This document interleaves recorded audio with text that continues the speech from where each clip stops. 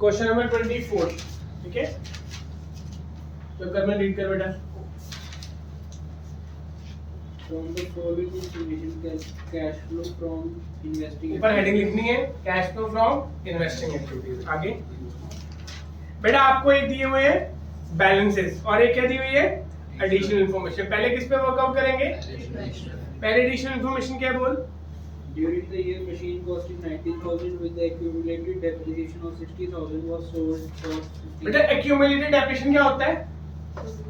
Principal depreciation, कितनी depreciation आज तक उस एसेट की हमने लगाई हुई है। तो ऊपर बैलेंसेस देखो, अकेला मशीनरी का दिया है कि एक्यूमुलेटेड भी दिया है? दोनों दिए हैं। तो ये दूसरा केस आ गया जो मैंने थ्योरी में समझाया था पहले कि विदाउट डेप्रिसिएशन, दूसरा विद डेप्रिसिएशन। तो हम यहाँ पे दो अकाउंट बनाएंगे, एक किसका बनेगा मशीनरी का अकाउंट, बनाओ working note.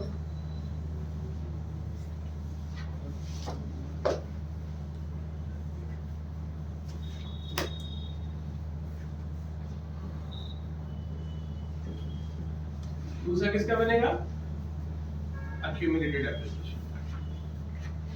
This is the most technical thing कह लो या कंसेप्चुअल थिंग कह लो जो इस इन्वेस्टिंग के टॉपिक में है।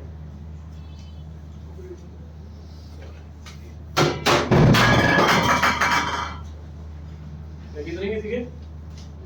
किसकी वर्ड होती डाले ना बेटा, कोई बात।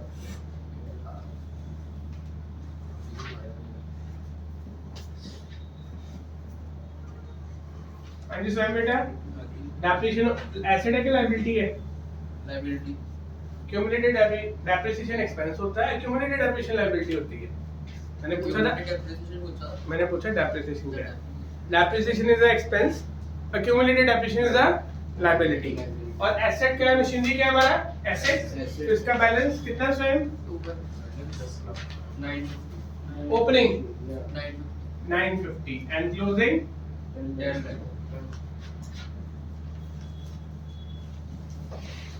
accumulated depreciation का बैलेंस कितना है? 1,10,000. By balance brought down 1,10,000। Closing कितना है इसका? 150. अब पहली एडजस्टमेंट लाइन को दोबारा रीड कर। During the year, machine costing 90,000 with accumulated depreciation of 60,000 was sold for 50,000. Cost कितनी थी मशीन की? 90। उसकी डेप्रिसिएशन आज तक कितनी लगी थी? 60। तो उसकी book value on the date of sale कितनी थी? 30। 90 माइनस 60 कितना हुआ? 30। कितने की सेल की हमने? 50. तो 30,000 की मशीनरी को 50,000 में बेच दिया, प्रॉफिट हो गया। कितने का प्रॉफिट हुआ? 20,000 का प्रॉफिट हो गया। एक ये वर्किंग नोट बना लो इसके नीचे, ये वर्किंग नोट इन दोनों के नीचे बनाओ। पहले लिखो original cost minus accumulated depreciation that is equal to book value minus sale, क्या आ गया हमारा? प्रॉफिट आ गया।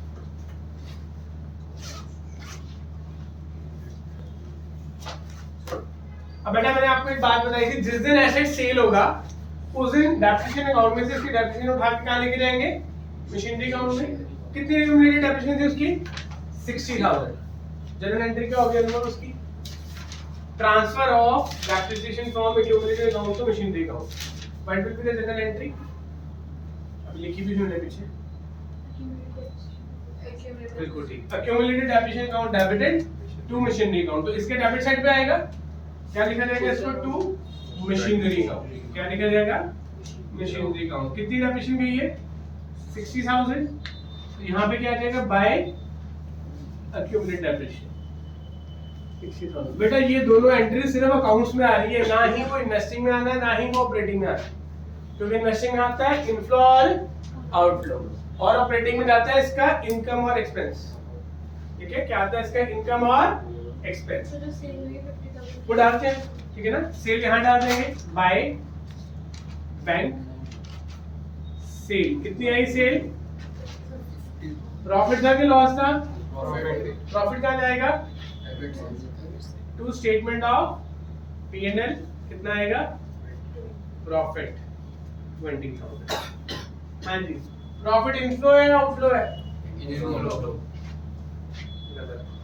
सेल इनफ्लो है, सेल इनफ्लो है, प्रॉफिट नो फ्लो है, क्योंकि इसी सेल का पार्ट है 20,000, तो दो बार थोड़ा इनफ्लो कर लेंगे। हमें जो 50,000 आया उसी के अंदर 20,000 प्रॉफिट है ना, हमें 50,000 अलग से और 20,000 अलग से तो लेना है, तो इसको नो फ्लो मानना है और इसको इनफ्लो मानना है। सर एक और टू मशीनरी अकाउंट का बताना दोबारा। कौन सा कोई? दो नीचे नहीं वैल्यू बेटा जितनी हमने कर्म ने इधर भी ध्यान दे लिया बेटा, क्या बोला मैंने बेटा? नहीं मैं तो सुनने लगा सच्ची नीचे का जो एसेट हमने सेल किया उसकी जितनी डेप्रिसिएशन लग चुकी थी उसको कहते हैं क्यूमुलेटेड डेप्रिसिएशन। क्वेश्चन में बताया वो 60,000 की क्यूमुलेटेड डेप्रिसिएशन थी, तो 60,000 किसके अंदर इंक्लूडेड था? 110। जिस दिन एसेट को बेच रहे हैं उसकी डेप्रिसिएशन में बुक्स में से बाहर निकाल देंगे, तो हमने एंट्री कर दी क्यूमुलेटेड डेप्रिसिएशन टू मशीनरी का। क्या कहते हैं? क्यूमुलेटेड डेप्रिसिएशन टू, तो यहाँ पे हमने इसको डेबिट कर दिया और यहाँ पे हमने इसको क्रेडिट कर दिया। अब इस एसेट में उसकी वैल्यू कितनी थी? 90 में 60 चला गया, यहाँ वैल्यू कितनी रहेगी? 30। तो सेल कितने का किया? 50, प्रॉफिट यहाँ। अब जो सेल करके पैसे आए उसको क्या लिखेंगे? Sale of machinery. क्या लिखेंगे? Sale of machinery. कितनी है बेटा सेल ऑफ मशीनरी? 50,000। ठीक है, अब इन दोनों अकाउंट्स को खत्म करना है, हमने बैलेंस करना है। पहले इस अकाउंट को बैलेंस करते हैं। किस साइड आएगा बैलेंसिंग फिगर? Credit side. कितना आया? ये 210 बना, ये भी 210 में बना, तो 210 में से 110 गया, कितना आ गया? 1 लाख। क्या है ये बेटा? सेल। चाची क्या है ये? सेल ही है नहीं, corporate depreciation for the current. ये वो डेप्रिसिएशन जो आज तक लगी है मशीनरी खरीदने वाले ईयर से लेकर till date of sale for that particular individual machinery which is sold. पर बाकी की जो मशीनें बची हैं आपकी 9.5 लाख में से कितने वाली मशीनरी सेल हुई है? बाकी 840 की मशीनरी पड़ी है कि नहीं पड़ी है? 860 की। उस 860 वाली मशीनरी पे पूरे साल के लिए कितनी डेप्रिसिएशन लगी है वो आएगी। इसको लिखेंगे bye statement of P&L, depreciation of current year. हाँ जी, इनफ्लो है क्या आउटफ्लो है? क्योंकि डेप्रिसिएशन, तो ये नो फ्लो है, it is a non cash item. कितना है ये? 1 लाख। इसको यहाँ पे नहीं डालेंगे, कहाँ पे डालेंगे इसको? इनडायरेक्ट मेथड के अकॉर्डिंगली ऑपरेटिंग में डालेंगे। ठीक है, चलो अब इसको भी बैलेंस करते हैं। 10 प्लस दिस, ये कितना हो गया? 11 लाख 10,000,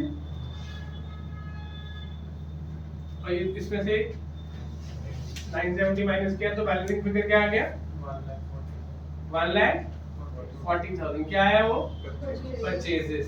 सर इसमें पेटेंट्स का अकाउंट नहीं बनेगा? वो अलग से बनेगा, पहले मशीनरी तो खत्म कर ले, वो अलग एसेट है ना।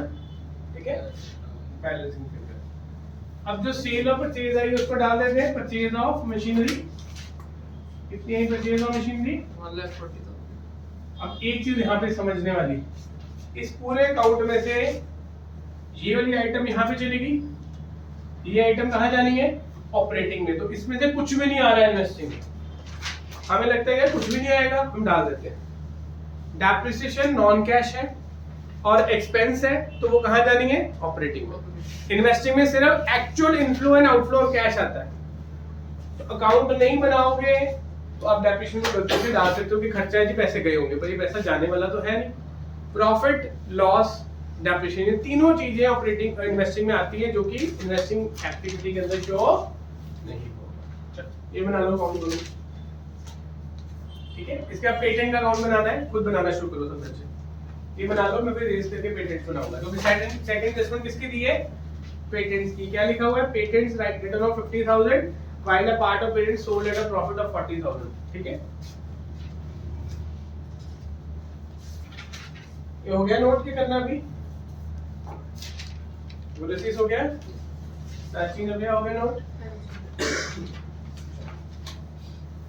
अब हम बनाएंगे पेटेंट्स का अकाउंट।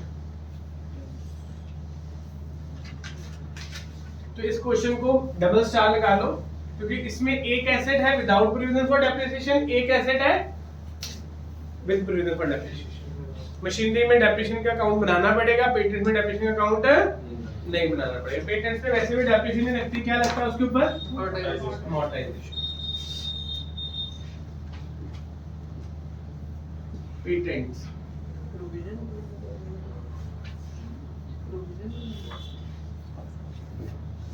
तो अब क्या आगे, तो क्या गिवन था प्रोविजन मशीनरी के साथ एक्यूमुलेटेड डेप्रिसिएशन को प्रोविजन कहते हैं ना, उसका अकाउंट बनाने की जरूरत थी। पेटेंट्स में कोई हमें एक्स्ट्रा अकाउंट बनाने की जरूरत नहीं है। दो केसेस होते हैं ना कि एक्यूमुलेटेड डेप्रिसिएशन अकाउंट बनेगा या नहीं बनेगा।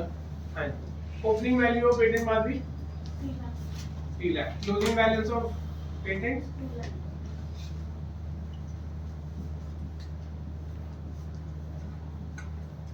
ठीक है। अब एडजस्टमेंट क्या दी हुई है return? Patents written off for 50,000. Patent return of, इसकी जनरल एंट्री क्या होगी? अनुभव, पेटेंट राइट ऑफ होते हैं तो जनरल एंट्री क्या होगी? पेटेंट कम हो रहे हैं कि ज्यादा हो रहे हैं? कम हो रहे हैं तो डेबिट साइड आएगा, क्रेडिट साइड आएगा। तो इसमें 2 पेटेंट्स होगा। पेटेंट्स को कम होना क्या कहते हैं? अमोर्टाइजेशन। और अमोर्टाइजेशन कौन से अकाउंट में जाती है? डेप्रिसिएशन और अमोर्टाइजेशन दोनों कौन से अकाउंट में जाती है? P&L। कहाँ जाती है? उसकी जनरल एंट्री होगी statement of P&L to patents. तो हम इसको यहाँ पे डालेंगे by statement of P&L return of, कितना राइट ऑफ हुआ है? 50,000। इसको इन्वेस्टिंग में कहीं डालेंगे कि नहीं डालेंगे? नो। P&L वाली सारी आइटम्स कहाँ जानी है? ऑपरेटिंग में। आगे क्या रीड किए? While a part of patent was sold at profit of 40,000. कुछ पेटेंट सेल हुए बाय बैंक सेल, कितने हुए ये नहीं पता। वो प्रॉफिट पे सेल हुए तो प्रॉफिट कहाँ पे आना है? डेबिट साइड पे statement of 40,000. P&L profit at a profit of, तो प्रॉफिट दे दिया 40,000। तो सेल हमें नहीं दी, तो सेल यहाँ पे क्या आएगी? Balancing figure. ठीक है, this comes out to be 340, this comes out to be 340। 340 में से 250 गए, कितनी आ गई सेल? तो सेल ऑफ पेटेंट्स आएगा, वो क्या हो गया हमारा? इनफ्लो। सेल ऑफ पेटेंट्स कितना आ गया? 90,000। ठीक है। हाँ जी, इसमें से ये जो प्रॉफिट है या राइट ऑफ है, ये दोनों कहाँ जाएंगे? ऑपरेटिंग में जाएंगे। ठीक है, अब प्लस कर लेते हैं। प्लस वाले कितने आए? 140। तो प्रॉफिट ऑपरेटिंग में ऐड होएगा। हाँ जी, ठीक है। फिर कितना आ गया? नील। कैश फ्लो से 140 गया है, 140 आया है, तो the value from the net value from the cash flow, it is neither cash flow ना इनफ्लो पे फ्लो लिखेंगे क्योंकि पॉजिटिव आया ना, नेगेटिव तो नहीं ना। L0 is a positive value. ठीक है, चलो दिस वाज क्वेश्चन नंबर 20।